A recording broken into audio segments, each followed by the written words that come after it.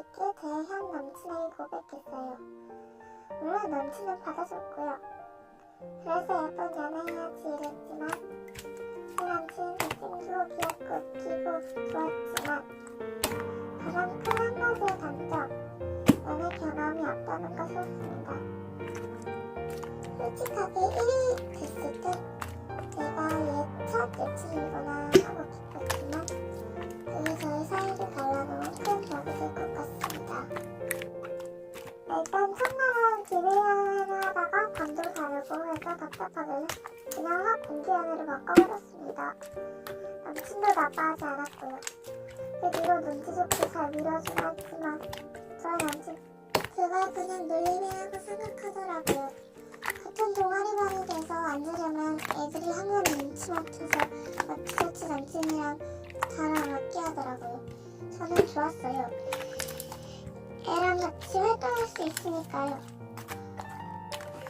근데 남친은 엄청 부끄러워하더라고요. 귀도 빨개지고. 근데 그건 너무 귀여웠어요. 거기까진 좋죠. 그 뒤로 시간이 지나고 항상 제 얼굴을 보러 반에 놀러왔음에도 이상하게 웃음 잘 오지 않습니다. 항상 제 얼굴 보러 밤에 놀러왔음에도 이상하게 요즘 잘 오지 않습니다. 소문으로는 바람핀다는 소문도 들고요. 안 좋은 건 듣기 싫어서 확 길을 찾아버렸는데 제가 봐버렸습니다. 같은 반인데 둘이 손잡고 다니는 걸요.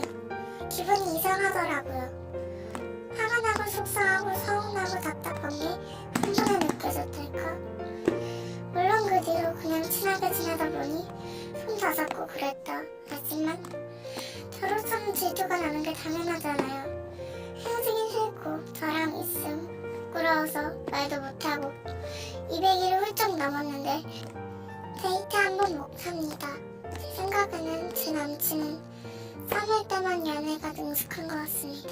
어쩌면 좋을까요? 네, 사연 잘 들었습니다.